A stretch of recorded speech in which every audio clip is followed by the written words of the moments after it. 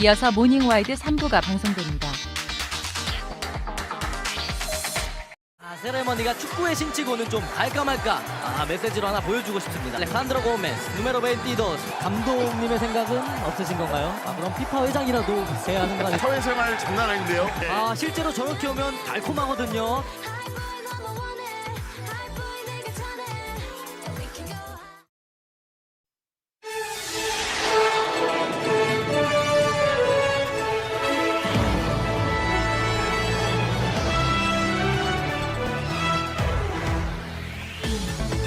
전남 지역을 중심으로 극심한 가뭄이 이어지면서 물 확보에 비상이 걸렸습니다. 섬 지역은 말할 것도 없고요. 광역시인 광주도 31년 만에 제한급수가 거론되고 있을 정도인데요.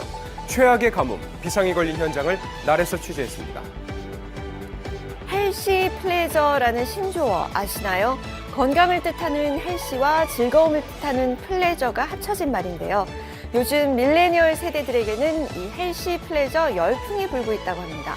MZ세대에게 불고 있는 건강 열풍의 득과 실을 풍문으로 드러스에서 파헤쳐봅니다.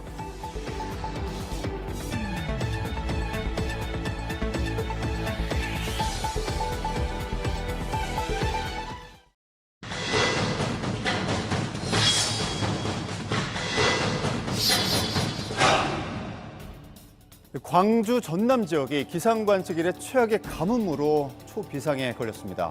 사실 이 가뭄 올 초부터 시작돼서 지금까지 이어지고 있는 것인데요. 남부지방 이 최악의 가뭄 그 실태를 날에서 취재했습니다. 국내 최대 김장배추 주산지인 전라남도 해남.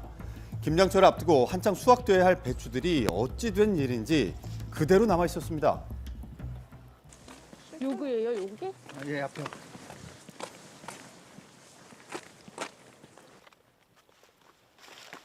이 꿀통이 이거 배추가 너무 지금 올해는 가뭄으로 해서 형편없어요. 농사를 지은 데가 한 40년 됐는데 올 같은 해는 처음이에요. 오늘 좀 눈 몇 개 내리네요. 지금 와서 눈 내리는 건데 의미가 의미 없죠. 이건 오나마나죠. 이제. 수확을 못하고 다 이렇게 버렸잖아요. 네. 까불면 상품성이 없잖아요. 이 안에까지 다 먹어 들어간다. 상태가 좋아 보이진 않죠. 이렇게 하면. 많이 심각하네요. 네, 이 배추는 특히 많은 수분이 필요한 작물인데요. 성장기에 물 공급이 원활치 않아서 겉은 마르고 속은 물러 터지는 병에 걸린 것입니다. 이거는 배추 수확할 거고 이거는 수확 불가능한 거고. 손 쓸 수도 없어서 농민들의 시름이 깊어가고 있었습니다. 제가 농사 지은 것이 이제 14,000평 배추 농사를 지었어요. 14,000평이면 14만 폭인가? 50% 따고 50%는 폐기예요. 찹찹하죠? 에스더 키운 배추, 그 배추를 다 버리면 하늘이 원망스럽죠. 지금 잘 자랐으면은 이 정도 다 커야지, 이상 커야지 이렇게 파랗게 지금 안 보여야지.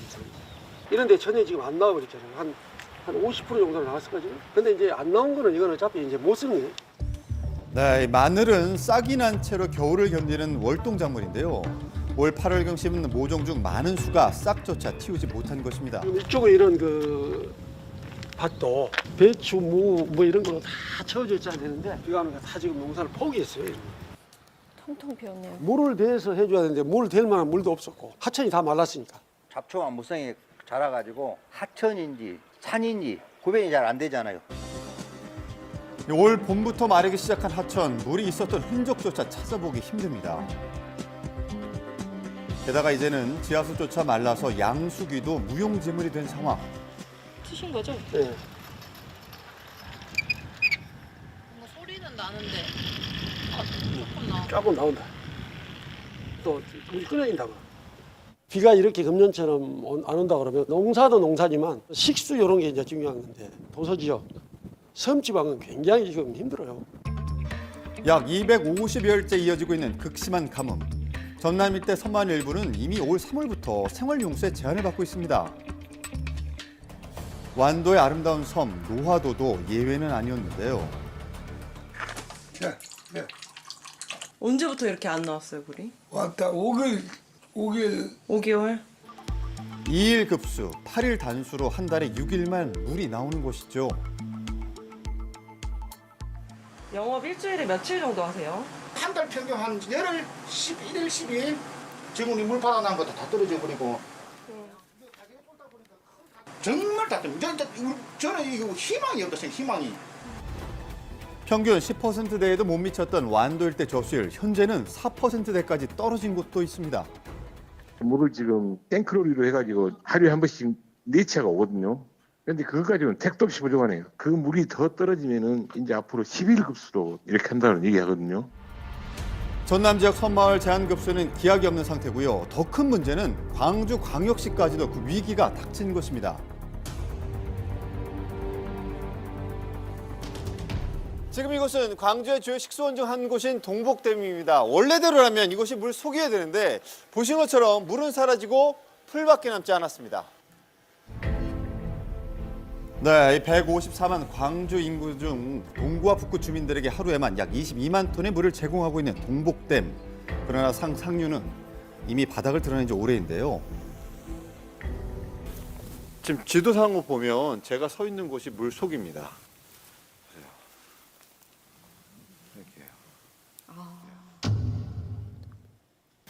이 풀들도 다 말랐거든요. 보시면,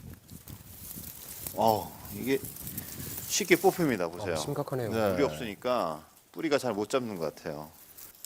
이 풀들도 말라 죽어가고 있었습니다. 지금 뭐 고라니들이 지금 뛰어다니고 있습니다. 네, 이 고라니가 다닐 정도로 척박해진 저수지. 강하류도 비슷한 상황이라고 하는데요. 올 봄부터 해가지고 그 가뭄이 심각해가지고 지금 저수율이 30%입니다. 이대로라면 저수지가 고갈되는 건 시간 문제. 네, 저기 보이면 경계선 부분 있죠. 거기가 만수이선입니다. 만수이선인데 지금 만수이선에서 약 13m 정도가 빠진 상태입니다. 큰일이네요. 1999년 급수 통계 이후로 네. 가장 낮은 수치입니다. 굉장히 심각한 수준이라고 볼 수 있습니다. 심지어 광주의 또 다른 상수원인 주암댐마저 오랜 가뭄으로 신음하고 있는데요. 지난 92년 이후 30년 만에 제한급수 위기 상황. 지하수를 개발하는 방안, 그다음에 영산강 하천수를 공급하는 방안 등 대안을 마련 중에 있고요. 요금을 감면해주는 방법까지 비상대책을 현재 강구하고 있습니다. 지금 센터 위에도 보면은 물 절약과 관련된 현수막이 걸려 있거든요. 시민들에게도 물 절약과 관련된 캠페인을 적극적으로 독려하고 있는 상황입니다. 일일 약 50만 톤 사용되는 물을 20% 줄이는 게 목표라고요. 여기도 있네요. 지금 보면 거리 곳곳에 저는 물 절약 현수막을 확인할 수가 있습니다. 전에 이 심각성을 알기 전에는 그냥 물을 써버렸는데 지금 주민들 또한 이제 심각성을 인지를 하고서 다들 동참하고 있어요. 광주 도심의 한 아파트. 여기 이렇게 수압 조정, 현황 조사표 이런 게 있네. 이 가뭄을 대비한 싱크대나 세면대 수압 조정에 대다수 주민들이 참여하고 있습니다. 실제로 물 절약을 실천 중이라고 하는 주민을 만나봤는데요. 벽돌을 여기다 한 장 이렇게 넣어가지고 비닐로 싸서 수압 조절을 하고 있습니다. 여기도 마찬가지로 이렇게 하면 세게 들어주고, 근데 저희가 이 정도로 사용하고 있습니다.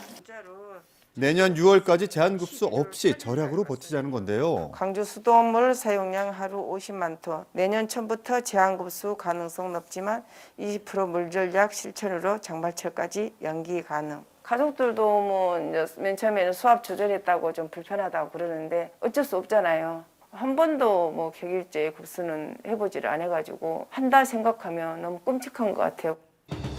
문제는 가뭄 피해가 현재는 전남 지방에 국한되지만 머지않아서 영남 지방까지 확대될 수도 있다는 것입니다. 지구 온난화의 영향으로 극단적인 이상 기상이 자주 또 강하게 나타나고 있거든요. 광주 전남 지역에 나타난 물 부족이 내가 살고 있는 지역에 나타날 수 있습니다. 네. 중부지방에서도 나타날 수 있습니다. 남 얘기가 아니라 내 문제다 해서 참여하는 게 중요하다고 봅니다. 경각심을 가져야겠네요. 어쨌든 하늘만 쳐다보고 있는데 답답하고 어떻게 말로 어떻게 표현이 안 되지 그게.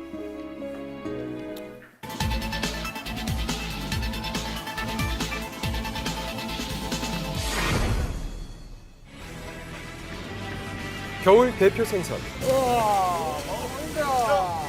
방어가 최고 복이 되죠. 잡힐 때는 한 10,000마리씩 왔어요. 7, 8년 전 그때서부터 숫자가 많이 늘어났어요.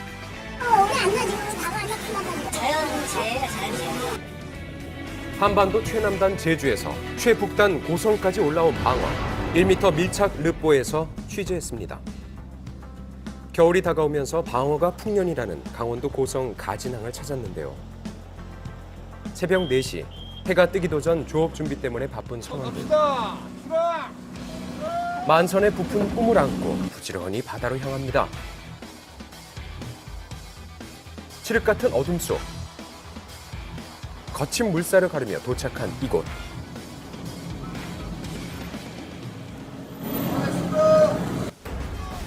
미리 그물을 설치해두었던 장소인데요.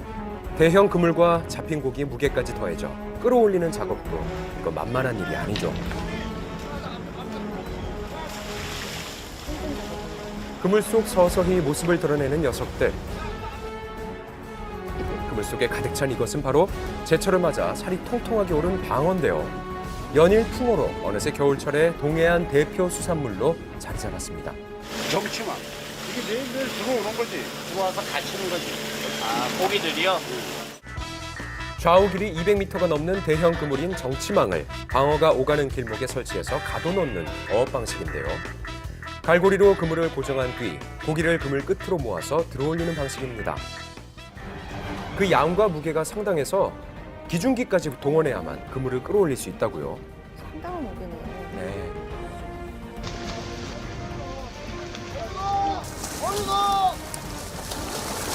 팔딱팔딱 그물 가득히 힘 좋은 방어들이 줄줄이 올라옵니다. 몇 번을 퍼올려도 끊임없이 올라오는 이 방어 덕분에 어민들의 마음은 풍족해졌는데요. 정말 봐도 진기한 풍경이죠. 대방어. 싱싱함은 생명. 크기별로 특방어, 대방어, 중방어 빠르게 분리하는데요. 한 마리라도 놓칠세라 바로 수조로 잽싸게 옮겨줍니다. 해를 거듭할수록 잡히는 양이 점점 더 많아지고 있다는데요. 금세 수조가 가득 찰 만큼 어마어마한 양을 자랑하죠. 예전에는 제주도 쪽에서 많이 잡혔는데 이제 이 동해안 쪽이 많이 잡히고 있지. 한 7, 8년 전 그때서부터 이 숫자가 많이 늘어났어요. 잡힐 때는 얼마 정도까지 잡혀요? 잡힐 때는 하루에 이게 제대로 딱 걷어들리면 한 10,000마리에서 20,000마리예요. 엄청나네요. 난류성 회유 어종인 방어는 겨울이 되면 제주 남단까지 내려와서 월동했죠. 그런데 최근 수온 상승으로 인해 더 내려가지 않고 동해에 머물게 된 겁니다. 올해는 벌써 지난해 대비 2배 정도 잡혔다고요. 동해에서 예전에도 방어는 계속 잡혔었거든요. 해양생물 같은 경우는 수온에 굉장히 민감한 편입니다. 방어가 좋아하는 그 수온대가 예전에는 한 2개월 정도 동해 쪽에 형성이 됐다면 최근 한 몇 년 사이에는 한 5개월 이상 유지가 되고 있는 거죠. 그래서 그렇군요. 강원도에서 잡힌 방어는 활어 상태로 전국 각지에 보내진다고 하는데요. 제일 맛있을 때죠, 지금. 그렇죠.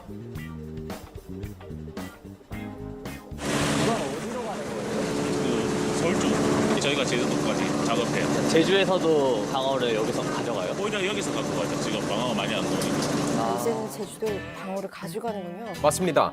한편 따뜻한 수온과 거친 물살로 방어의 주 산지로 알려졌던 제주. 그 명성에 걸맞게 22회째 최남단 방어 축제가 이어져 오고 있는데요. 네, 방어도 들어오고 있습니다. 조금 비켜주세요. 코로나 때문에 3년 만에 열린 축제를 위해 입장하는 제주의 방어들. 더 있어요?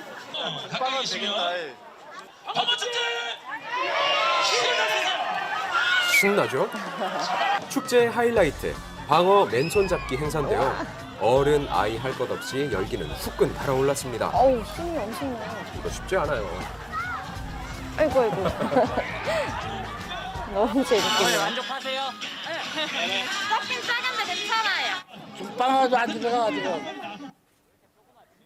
3kg부터 5kg까지는 중방어, 5kg 이상 되는 대방어 그렇게 지게. 그럼 대방어는 아니겠네요. 그렇지. 중방어도 안 돼. 많이 아쉬우신가 봐요. 방어가 확 준 게 몸소 느껴진다는 상인들. 올해 방어는 좀 어떠세요? 방어 요즘 많이 안 잡히고 있는데 제주에서 이 방어가 많이 안 잡혀요. 방어 값은 좀 어때요? 계속 올라가고 있어요. 계속 올라가고. 고기가 안 하니까. 고기가 안 잡히니까 계속 올라가는 거였어요. 강원도로 직원누나 때문에 방어 먹고 강원도로 다 올라갔잖아. 방어들이 기존의 주산지였던 제주까지 내려오질 않아서 어획량은 해마다 점점 줄고 있다고 하는데요. 사실 이건 방어만의 문제는 아닙니다. 어장 체계 전체가 흔들리고 있기 때문이죠. 지구온난화로 인해 점점 올라가는 북방 한계선을 따라 방어를 포함한 우리나라 주요 어종도 함께 올라가고 있는 상황. 보세요. 강원도의 대표 어종이었던 오징어는 한 예로 금징어라고 불릴 만큼 귀해진 지 오래됐습니다. 게다가 한대성 어종인 명태는 아예 자취를 감춰서 이제는 보이더라도 잡으면 불법이라고요. 그래요? 명태 이런 건 좀 요즘 어때요? 나요? 아니, 명태는 전혀 없지. 오징어는 좀 네, 이제 오징어는 예년에 비해서 좀 양이 많이 줄어들었지. 확실히 그게 체감이 되세요? 네, 그러죠. 게다가 남쪽 바다에서만 볼 수 있었던 어종들이 동해에 출몰하기도 한다고요. 귀한 거예요? 1년에 한 번 나올 거라서. 가발이라고 쓰고 아, 진짜요? 여기는 귀하지 제주도에서 나는 거니까 여기는 잘 안 나서. 제주에서나 볼 수 있었던 대형 다금바리가 고성에서 목격되는가 하면 제주에서는 아열대 어종의 출현 빈도가 늘고 있습니다. 제주 연안에서 잡히는 어종이 다양해질 뿐만 아니라 어획량에도 영향을 끼친다는 얘기죠. 바다가 바뀌었어요, 바다가. 매년 요때 나던 고기들이 요때 나와줘야 되는데 지금은 들었다 빠졌다 지들 맘대로 해요. 우리 지금 예측을 할 수가 없어요, 상황 예측을. 우리 자연재해예요, 자연재해. 한편 제주에서는 지난달 초 이상기온 현상 때문에 때이른 방어떼가 출몰했습니다. 갑작스러운 출몰에 어민들은 웃을 수 없었다고요. 하루에 막 1000마리씩 개발. 갖다 보니까 하루에 막 200~300마리씩 죽어버리니까 이거 답이 없는 거죠. 국내인들이 입찰을 안 해버리는 거죠. 하지만 그 손해를 누가 보냐. 다 국내인들이 찍은 사람이 손해보니까. 근데 뭐 무태 좀 팔거나 해도 되잖아요. 강원도에서가 많이 나니까 이거를 일체까지 막 판매하는 거. 제주 하나에서만 소비시켜야죠. 얘는 죽었네. 이렇게. 가두리 내 밀집도가 올라갈수록 수온이 높아지고 활동 반경도 좁아져서 스트레스가 쌓이기 때문에 대량 폐사가 있었다고 합니다. 우리 10마리씩은 낚아야 되는데 이게 뭐 20~30마리 낚으면은 그 돈이 안 되는 거예요. 근데 20~30마리면 반 정도 잡는 거네요. 그럼 최소한 50마리 잡아야 되는 거예요. 한번 접뛰시면. 방어가 찾아오는 때와 장소가 그야말로 복불복이 돼서 혼란스럽다는 어민들. 못 찾아가는 거예요, 지금 법으로는. 잡는 방법도 못 바꾸고 잡는 장소도 못 바꾸고 배 크기도 또 못 바꾸고 이러기 때문에 그런 게 이제 규제로 작용하기 때문에 도저히 이거 쫓아갈 수 없는 거죠, 변화를. 너무 빠르게 이 변화가 해양 생태계와 수산업에 미치는 영향은 99% 확실하다, 그렇게 생각하시면 되겠습니다. 변화하는 어장 지도에 따라서 어민들과 소비자들도 함께 변화해야 한다는 거죠. 거기에 저희들도 적응하고 순응을 해야 되겠죠. 새로운 어장의 형성이라든지 그런 이동 정보를 좀 신속하게 파악을 해서 미래에 이용할 수 있는 그런 수산 자원 확보에 노력할 예정입니다. 달라진 어장 지도에 우리 모두 발빠른 적응이 필요한 때입니다. 네, 지구 온난화의 영향으로 어장 지도가 급격히 바뀌고 있습니다. 네. 그 변화가 1~2년 사이에도 정말 휙휙 바뀌고 있어서 좀 혼란스러운 게 사실이죠. 맞아요. 겨울 제주 바다의 최고 산의 진미는 방어다라는 말이 있을 만큼 정말 오랜 시간 동안 쌓아왔던 명성과 인식이라는 게 있는데 이렇게 갑작스러운 변화에 따라가는 게 쉽지는 않을 것 같네요. 네. 하지만 어쩔 수 없이 또 받아들여야 하는 변화라면 다 같이 인식 전환을 위한 노력이 필요한 때인 것 같습니다. 자, 다음 순서는요. 풍문으로 들었어 함께 보시죠.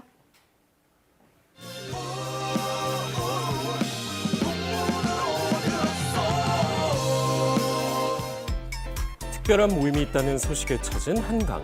안녕하세요. 무엇을 위해 모인 거예요? 오늘 한강에 쓰레기 주우러 왔습니다. 쓰레기요? 네. 쓰레기 직접 쓰레기 누군가 생각 없이 버린 양심을 하나 둘 주워보는데요. 플로깅 이런 건가요?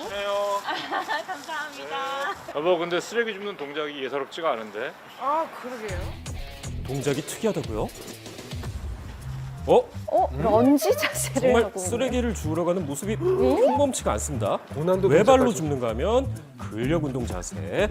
B팀까지 뛰는데요. 아, 왜 이렇게 하시는 거예요? 한마디로 운동하면서 쓰레기도 줍는 거죠. 조깅하며 쓰레기를 줍는 플로깅에 근력 운동까지 더해 일석이조. 아니, 그 이상의 효과를 본다고요. 바깥 공기도 쐬고 자유롭게 친구들하고 얘기도 할 수 있고 같은 운동이라도 더 재밌고 즐겁잖아요. 예쁘게 나오겠지? 가자. 익숙하지가 않아요. 즐거움은 범이랍니다. 요새 헬시 플레저라고 하는 게 유행이잖아요. 헬시 플레저요? 네. MZ세대 사이에서 헬시 플레저, 그러니까 즐겁게 건강하게 인기가 심상치 않다고요. 자기 건강만 챙기는 게 아니라 건강하게 운동도 하면서 즐겁고 기분 좋게 즐기는 거죠. 오늘의 풍문입니다.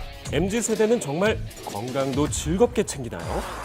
답을 얻기 위해 다시 찾은 한강에서 일주일에 한 번은 꼭 달린다는 이들을 만났습니다. 특징이라고 하면 저희는 다 동감만 들어올 수 있습니다. 아, 그래요? 자, 러닝 준비 화이팅! 화이팅! 모임의 목적은 오롯이 달리고 또 달리기.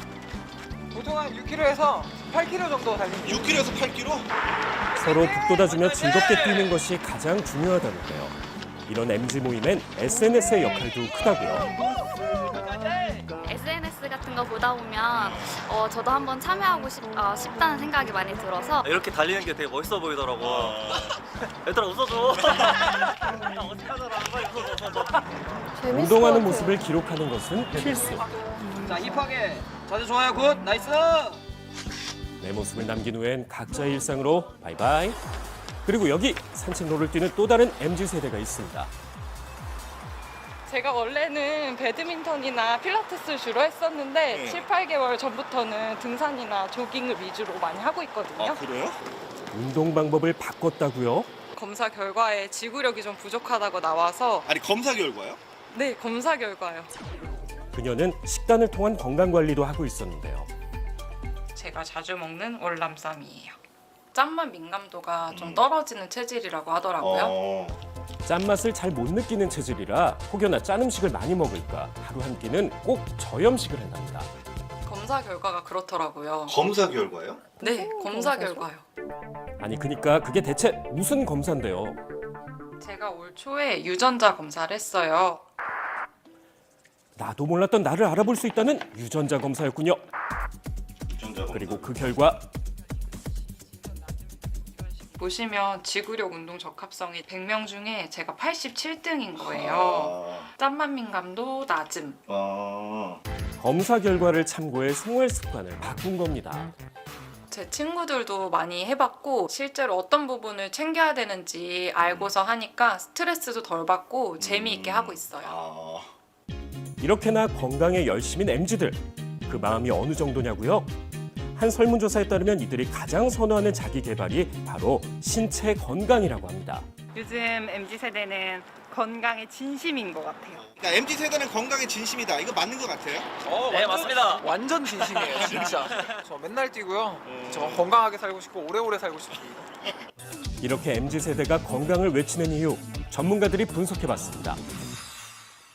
MZ세대들에게 미래에 대한 불안은 그 세대를 관통하고 있는 하나의 키워드입니다. 최근 들어서는 업적을 쌓는다 혹은 뭐 어떤 좋은 학력을 받는다 그것만으로 자신이 이 사회에서 인정받을 수 있는 가능성이 점점 낮아지기 때문에 그러면 진짜 몸이 자산이라고 몸에 투자할 수밖에 없고 자기 자신이 마음대로 할 수 있는 유일한 도구는 몸이에요. 자신의 몸을 통제하고 관리하는 것은 주체적인 행동의 시작입니다. 기성세대하고 차이가 있는 거는 자기의 신체를 찍어가지고 계속 올림으로써 다른 사람에게 보여주는 것이죠. 이제 트렌드가 헬시 플레저도 하나의 트렌드고요. 오늘 운동 완료의 줄임말로 오운완이라는 것도 있고요. 그다음에 이제 바디 프로필 찍는 것도 하나의 트렌드고. 각박하고 힘든 현실에서 신체 건강을 통해 더 나은 삶을 구현한다는 겁니다. 하지만 빛이 있으면 그늘이 있다 했나요? 저희가 6개월 전에 찍은 바디 프로필 사진입니다. 아, 이게? 네. 보디 프로필을 통해 더 건강한 모습의 나로 가꿀 수 있을 거라 생각했던 두 사람. 자기 개발이 좀 요즘 핫하잖아요. 내가 바꿀 수 있는 몇 안 되는 것 중에 몸이 있기도 하고, MZ 세대들 약간 특징이라고 해야 되나? 건강한 몸? 자기 것이. 가뿐한 마음으로 시작했지만 그 기대는 오래가지 못했답니다. 막상 해보려고 하니까 생각하는 것만큼 안 빠지는 거예요. 조급해지죠. 이게 살이 안 빠지니까. 직원들끼리 밥 먹으러도 안 가고 막 혼자서 막 샐러드 먹고 불안함? 맞아요. 강박증 때문에 잠이 안 와요. 네, 저 불면증 계속 있었던 것 같아요. 토하고 소화가 안 돼서 이제 설사도 많이 하고. 이제 그러다 보니까 건강이 엄청 나빠지고 온몸 막 염증 같은 것도 생기고. SNS의 사진들은 그들에게 완벽을 강요하는 칼날과도 같았답니다. 이제 다른 분들은 너무 날씬하고 근육도 많고 멋있고 예쁘고, 그러니까 그거에 대한 압박감이나 자괴감이 많이 들었던 것 같아요. 인내의 시간을 거쳐 결국 사진 촬영까지 했지만 보기에는 예뻐요. 보기엔 예쁘고 남들도 다 그렇게 찍었어요. 근데 이게 한 일주일만 지나도 사라지고 나한테 남는 게 없다라는 생각에 좀 되게 허무한 느낌이 강했어요. 건강한 프로필의 목적과는 좀 다른, 그냥 정말 그때 저는 행복하지 않았던 것 같아요. 이런 부작용에도 불구하고 보디 프로필이 유행한 데는 마케팅의 영향이 적지 않았답니다. 헬스 업계 쪽에서 아무래도 유행을 좀 부추기지 않았나 싶긴 했어요. 헬스장 비용이나 아니면은 이제 식단 비용, 뭐 태닝. 20대 초중반인 두 사람이 몇 장의 사진을 위해 지출한 비용은 무려 약 340만 원. 요즘 이제 유행이기 때문에 이제 그냥 나도 할 수 있겠지 이런 가벼운 생각으로 휩쓸리듯 도전하는 사람들이 많은 것 같은데, 근데 그걸 너무 극단적으로 변질된 것 같아서 조금 마음이 좋지 않습니다. 지금도 건강을 추구하는 트렌드는 시시각각으로 변하고 있습니다. 그리고 그것에 휩쓸리듯 쫓아가는 MZ세대들도 당연히 존재하죠. 아마도 유행을 따라가는 걸 텐데요. 그렇다면 이들은 정말 즐거운 건강을 실천하고 있는 게 맞을까요? 진짜 내가 소신이 있으면은 자기 소신에 맞는 방법들을 찾을 텐데, 무리에 섞이지 못할 것 같은 불안감, 인정받지 못할 것 같은 불안감, 이런 것들이 막 섞이면서 막 좋아요가 많이 붙고 사람들이 팔로우를 하고, 이게 좋은 거라고 생각하는 거죠. MZ세대는 본인의 즐거움이 아닌 유행이 만들어낸 즐거움을 쫓는 특성이 있다는 겁니다. 하지만 MZ세대는 다르게 말합니다. 그거는 MZ세대가 아니라 그냥 대한민국 특징 아닌가요? 저는 되게 도전하는 걸 좋아하거든요. 그렇게 해보면서 정말 내가 좋아하는 걸 찾을 수 있지 않나요? 나쁜 걸 당연히 유행하면 당연히 안 좋겠지만 좋은 것도 되게 많이 공유를 하거든요. 노력하면 소용없어라던가 뭐 자포자기하는 사람들도 되게 많았는데, 노력해서 뭔가 이룰 수 있다는 희망을 가지게 됐잖아요. 처음에 잘 모르고 유행에 이끌려서 시작하게 되더라도 하다 보면은 이제 자기랑 맞는 운동을 찾고, 그러면서 점점 더 운동에 관심이 많아질 수 있는 게 아닌가. 그러면 이제 또 더 긍정적인 효과라고 생각해요. 나중에 시행착오를 안 할 수 있다는 거니까. MZ세대의 불안과 희망, 그리고 노력이 합쳐져 지금의 건강 트렌드가 된 것 아닐까요? 이것 또한 그들의 문화인 거죠.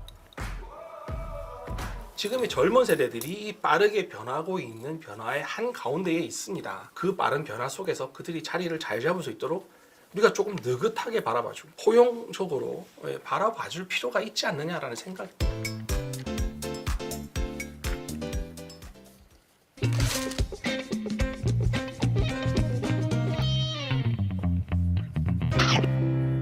안녕하세요. 가장 뜨거운 이슈를 한 입에 먹기 좋은 스낵처럼 전달해드리는 모닝 스낵 뉴스 김주우입니다. 오늘 이야기해볼 첫 번째 뉴스는요, 바로 멈춤입니다. 여러분, 국내 산업계에 빨간불이 켜졌다고 합니다. 국내 물류운송 종사자들의 노동조합인 화물연대가 24일부터 무기한 파업에 돌입했기 때문인데요. 화물연대는 대체 어떤 이유 때문에 운송을 거부하고 있는 건지 지금부터 자세히 알아보겠습니다. 우선 화물 운송이 중단된다는 건 운송 의존도가 높은 건설업이나 철강업을 비롯해 산업 전반을 마비시킬 수도 있는 일인데요. 파업이 시작되고 단 나흘 만에 컨테이너의 반출량은 평소 운송되던 양의 절반도 미치지 못했고, 다른 산업의 운송까지 줄지어 이렇게 산업 전반에 막대한 영향을 끼치는 화물연대의 파업은 지난 6월에도 한 차례 있었죠. 불과 5개월 만에 무기한 파업에 돌입한 건데, 한 해에 2번의 파업, 그 이유를 살펴보면 이 제도를 지키기 위함이라고 하네요. 지난 2020년부터 시행된 안전운임제. 화물 운송 종사자들의 적정 임금을 보장해서 과로나 과적, 과속을 방지하겠다는 취지로 도입됐죠. 컨테이너나 시멘트 차량에 한해서 3년 동안 한시적으로 안전운임제를 시행해 예정대로라면 올해 말에 종료됩니다. 그 배경에는 화물연대가 현재 그 화물 운송에 대한 여러 여건에서는 소위 과적, 과속, 그래서 일하는 화물 기사들이 과로할 수밖에 없는 그런 여건을 굉장히 이제 크게 문제제기하면서 적정 운송 수수료를 확보를 해줄 때 앞서 말씀드린 과적, 과속, 과로의 문제가 일정하게 해결될 수가 있다. 그런 취지에서 안전운임제를 주장하고 요구했던 거고. 그래서 화물연대는 지난 6월 이 안전운임제의 영구화와 제도의 품목 차종 확대를 요구하며 파업을 시작했습니다. 당시 파업은 일주일 동안 이어졌고 산업계의 피해가 확산되자 결국 국토교통부는 안전운임제를 지속 추진하고 품목 확대 등을 논의한다며 화물연대와 합의했습니다. 그런데 안전운임제 시행 종료를 한 달여 앞둔 지난 11월 22일 당정은 합의안을 번복해서 안전운임제 영구화가 아닌 3년 연장, 품목 차종 확대 불가 방안을 내놓았고 화물연대는 이에 크게 반발해서 결국 5개월 만에 또 총파업에 돌입한 거죠. 정부가 내세운 근거를 살펴보면요. 화물연대가 확대를 요구하는 품목의 화물기사 임금은 비교적 양호하다는 것과 품목 확대로 주요 산업의 물류비가 상승하면 그만큼 기업과 국민의 물류비 부담 역시 커지기 때문에 이를 줄이기 위함, 그리고 안전운임제 시행 이후 견인형 화물차의 교통사고 건수가 오히려 늘어나서 안전 효과가 적다는 점을 강조한 거죠. 이에 화물연대는 사고가 늘었다는 통계는 전체 견인형 화물차를 대상으로 조사한 수치라 의미가 없고 제도 시행 이후 과적과 과로 비율이 확실하게 줄어서 효과가 있다고 반박했습니다. 좀처럼 좁혀지지 않는 갈등, 과연 적절한 합의안을 찾을 수 있을까요? 지금 두 차례 교섭이 아주 단시간에 결렬이 됐는데 이게 진정한 협의가 있었다고 참 보기가 어렵고요. 그리고 서로 내세우고 있는 통계에 대해서도 사실상 신빙성 있는 통계 자체가 없다는 거, 3년간 그런 연구가 충실히 이루어지지 않았다는 것도 문제가 있고요. 근데 무엇보다 중요한 것은 이것을 정부 입장에서는 물류 비용이 증가해서 기업들 부담이 증가한다는 식의 기업 입장에서 접근을 하는 차원이 있습니다. 그런데 정부의 정책 목적이 기업들 비용을 줄여주는 게 궁극적인 목적이 아닙니다. 이 같은 경우에는 사실 국민의 안전과 생명과 직결된 문제죠. 화물연대 같은 경우는 품목을 확대하는 것을 한꺼번에 모든 것을 하는 것보다는 점차적으로 품목을 연차적으로 어떻게 할 것인가에 대한 합의를 일단 목적으로 하는 것이 저는 더 맞지 않느냐는 생각이 들고요. 그리고 거기에 대한 반대급부로 과적, 과로에 대한 규제와 단속을 강화하는 그런 법 개정도 같이 하는 것을 받아들일 필요가 있다 생각이 듭니다.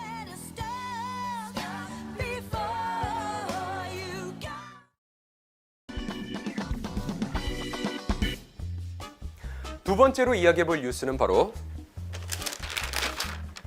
마르지 않는 셈입니다. 여러분, 이렇게 쿠키 하나를 사더라도 이 제품 안에 포함된 세금까지 낸다는 사실 다들 알고 계시죠? 그런데 우리가 내는 이 세금에서 관세를 제외한 20.79%는 무조건 교육세로 편성된다는 사실 알고 계셨나요? 유초, 중, 고등학생의 교육비로 쓰이는 거죠. 1972년에 만들어진 이 법은 의무교육 실시 이후 국민의 균형 있는 교육을 책임지기 위해서 제정됐습니다. 빠른 산업 발전을 이루기 위해 교육에 적극적으로 투자해야 한다는 의지가 담긴 거죠. 실제로 2002년 중학교 무상교육에 이어서 2019년 고등학교 무상교육까지 시행되는 등 긍정적인 효과도 컸지만 해가 갈수록 교육 교부금은 늘어나서 올해는 약 81조 원이나 편성됐고요. 그에 비해 학생 수는 점점 줄어들고 있어서 방만한 예산 사용이 우려되고 있습니다. 감사원에 따르면 교사 1인당 노트북 한 대씩을 지원하는 교육청이 있는가 하면 예산을 빨리 사용한 학교를 뽑아서 포상금을 지급한 교육청도 있었고요. 또 수학여행을 위해서 지방의 호텔 매입 계획을 밝힌 교육청. 게다가 교직원 무이자 주택대출을 해준 교육청. 그리고 학급의 모든 학생들에게 인당 30만 원의 현금을 지원한 교육청도 있었습니다. 이렇게 교육교부금의 선심성 예상 사용이 질비하다 보니까 교육교부금을 놓고 그 사용에 대한 논란이 끊이지 않고 있습니다. OECD에 따르면 한국의 대학교육지원금은 OECD 평균에 못 미치는 수준이지만 초중고 교육지원금은 평균보다 높다고 하네요. 지난 11월 15일 기획재정부와 교육부는 합동 브리핑을 통해 총 11조 2천억 원 규모의 고등 평생교육 지원 예산을 편성했습니다. 이게 무슨 이야기냐 하면요. 그동안 유초, 중, 고등학교에만 편성됐던 교육교부금의 일부를 대학에도 나눠주겠다는 뜻이죠. 하지만 정부의 발표 직후 전국 시도교육감들과 교총, 전교조에서는 거센 반발이 일어났습니다.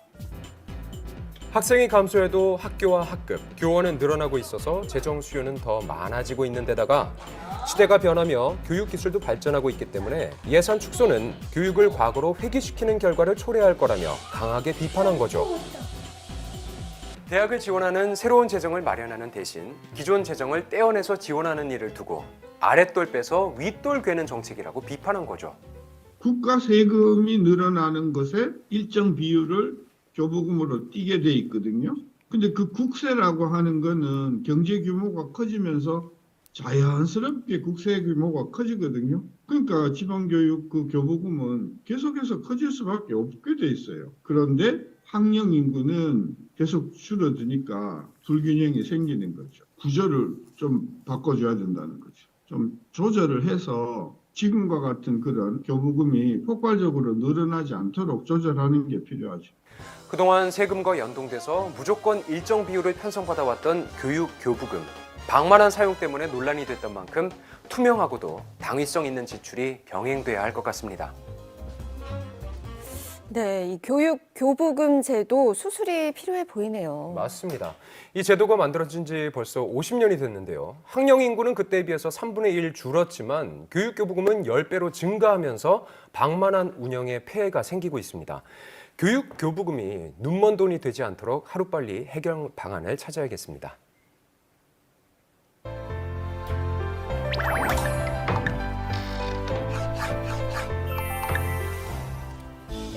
오늘 찾은 곳은 서울에서 30여 분 거리 북한강이 흐르는 경기도 양평군.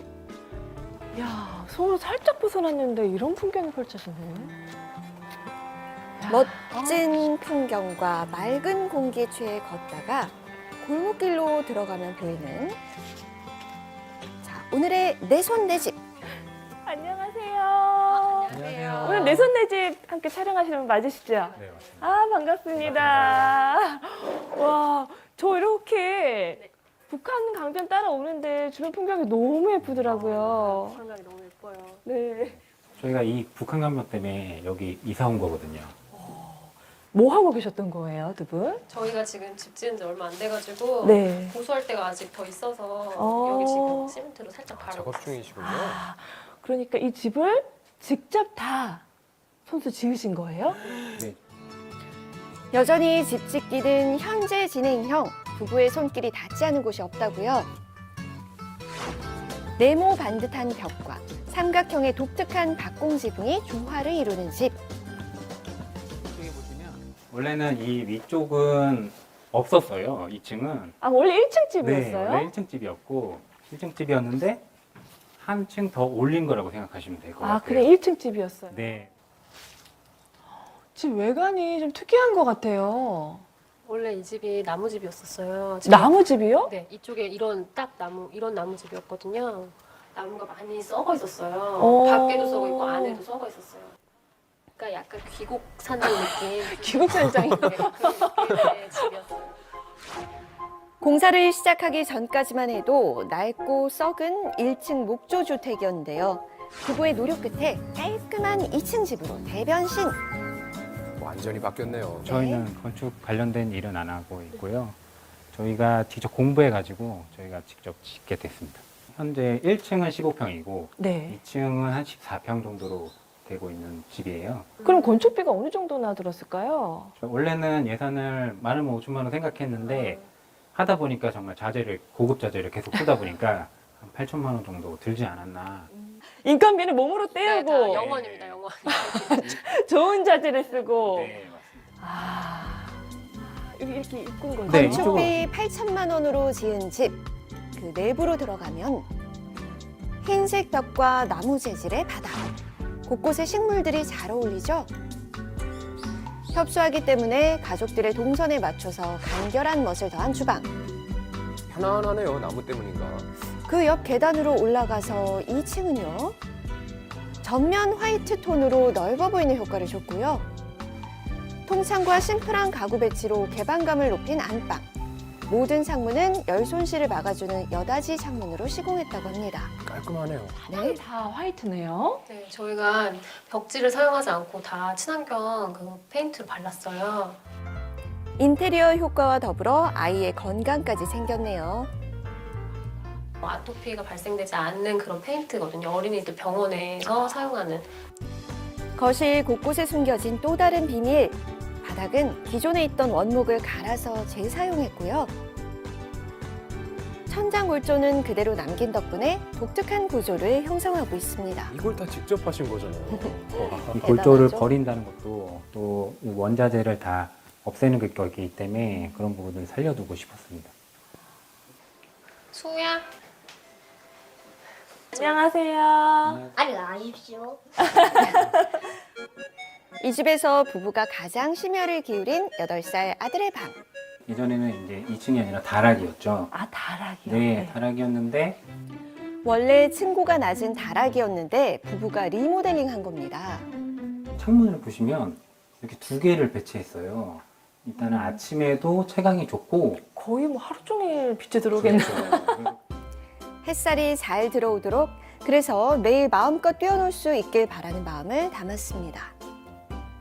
도시에 있을 때는 그 아랫집에서 아이 웃음소리도 시끄럽다고 하셔가지고 제가 뭐 조용히 하라고 매번 좀 약간 혼도 내기도 했었는데 여기 와서는 진짜 자유롭게 웃고 또 눈치도 안 보고 잘 뛰어다니고 그래서 되게 좋은 것 같아요. 서울에 살 때가 좋아? 여기 살 때가 좋아요? 여기 살 때요. 왜 좋아요? 여기는 우리밖에 안 사니까요. 1년이라는 시간 끝에 낡은 집을 샀지만 우려의 목소리도 있었다고요. 저희 부모님은 저희가 이제 계약을 하니까 빨리 철회하라, 계약 취소하라 그러셨죠. 왜요? 아 이거 아닌 것 같아라고 많이 도시 하셨어요. 아파트 살라고. 뭔가 도심에서 투자를 해야지 나중에 더 이제 돈을 뭐 이렇게 불린다든지 자산을 불릴 수 있지 않겠느냐 그런 걱정을 좀 많이 하셨던 것 같아요. 어려움은 거기서 끝이 아니었는데요. 아이를 위한 좋은 자재는 단가 때문에 업체에서 거절당하기 일쑤. 그래서 2021년 직접 집 짓기를 시작했습니다. 썩은 벽을 설거하는 것부터 단열과 전기 작업, 2층 중축까지 쉽지 않은 작업의 연속이었죠.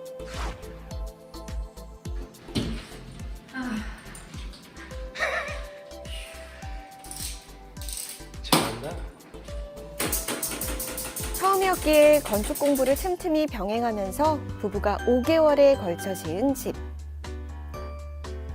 도시의 소음과 공해로부터 벗어나 창문을 열면 북한강이 보이고 자연과 함께하는 집에서 부부는 안정감을 찾았다고 합니다.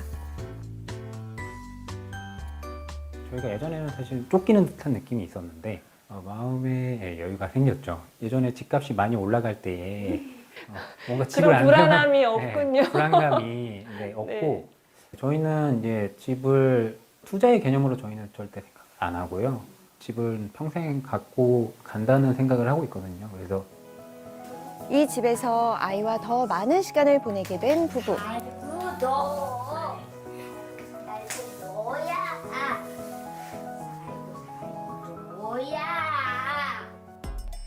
자연을 더 만끽할 수 있는 데에도 아주 특별한 이유가 있답니다. 집 앞 바로 이 건물 때문이라고요. 용도가 궁금한데요. 집에서 몇 걸음이면 도착하는 이곳. 아이가 놀 수 있게 만든 마당의 모래 놀이터에서도 몇 걸음 안에 도착하는 공간.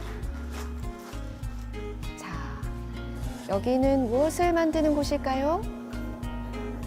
여기는 저희가 이제 작업을 주로 하는 공간이에요. 저희가 그 나무로 된 나무 소재의 그런 소가구라든지 아니면 소품들을 주로 제작하는 곳입니다.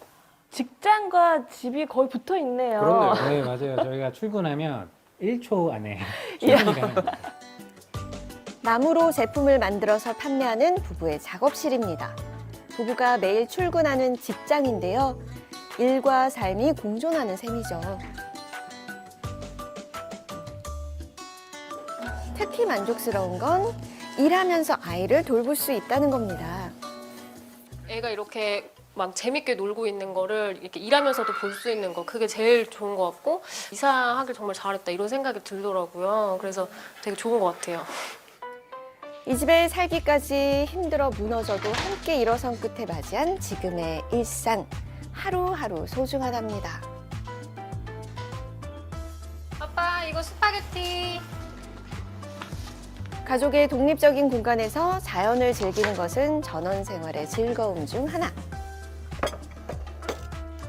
마당 구석 작은 텃밭에서 갓 수확한 유기농 채소의 맛은 덤이라고요. 너무 느끼해서 고추 먹으면 맛있어요. 저희가 약도 안 치고 유기농으로 잘 재배한 거라서 괜찮아요. 퇴근 후 아이와 보내는 소박한 시간. 부부에겐 삶의 엄마 가장 큰 원동력이겠죠.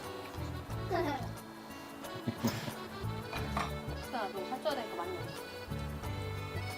우리 가족의 제대로 된 시작? 또 어디로 이사 가지? 이런 고민이 없어진 거, 그게 제일 좋은 것 같아요. 더 이제 점점 더 갖고 나갈 생각이거든요. 그래서 앞으로가 더 기대되는 집인 것 같습니다. 자연을 벗삼은 내 손 내 집에서 새 출발을 꿈꾸는 가족. 부부가 지은 행복이 늘 곁에 있습니다. 특별한 쉼터가 있다고 해서 찾아온 주차장. 사람들이 모여 몸을 녹이고 있었는데요. 여긴 어떤 곳인가요? 찾아가는 이동 쉼터입니다. 노동자들이 지나가면서 커피도 마시고 쉬어갈 수 있게끔 할 수 있는 쉼터라고 생각하시면 되죠.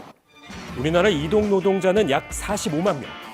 배달기사 등 이동하면서 근무하는 사람을 말하는데요. 문제는 추운 겨울 대기하는 시간에 마땅히 쉴 공간이 없다는 겁니다. 이들의 고충을 보완하기 위해 마련된 찾아가는 이동 노동자 쉼터.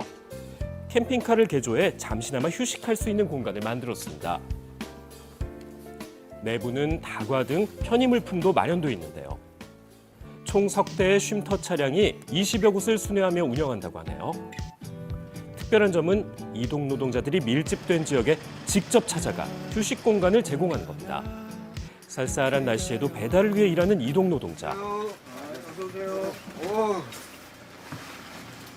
콜 대기 시간이 보통 30분 내외다 보니 어딘가로 이동해 쉰다는 게 쉽지 않죠.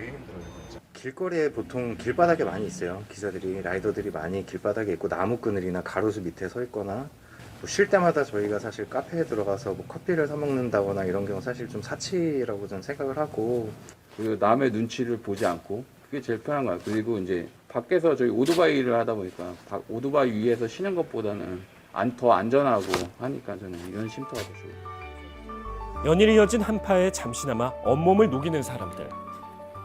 우리 배달 노동자나 이동 노동자들이 편안하게 이용할 수 있는 그런 장점이 있기 때문에 내년에도 가급적이면 혹한기나 혹서기 때 찾아가는 쉼터를 지속적으로 정기적으로 운영할 계획을 준비하고 있습니다. 올해는 연말까지 운행한다고 하니까요. 추운 겨울 쉼터에서 따뜻하게 보내세요. 오늘 아침도 여전히 칼바람이 매서운데요. 현재 서울의 기온 영하 7도로 어제와 비슷한 날씨 보이고 있고요. 낮부터는 기온이 서서히 오르겠습니다. 네, 서울과 경기 내륙 동해안을 중심으로 대기가 무척이나 건조합니다. 네. 이때 작은 불씨가 대형 화재로 이어질 수 있는 만큼 각별히 조심해야겠습니다. 네, 즐거운 주말 보내시고요. 저희는 다음 주 월요일에 다시 인사드릴게요. 고맙습니다. 고맙습니다.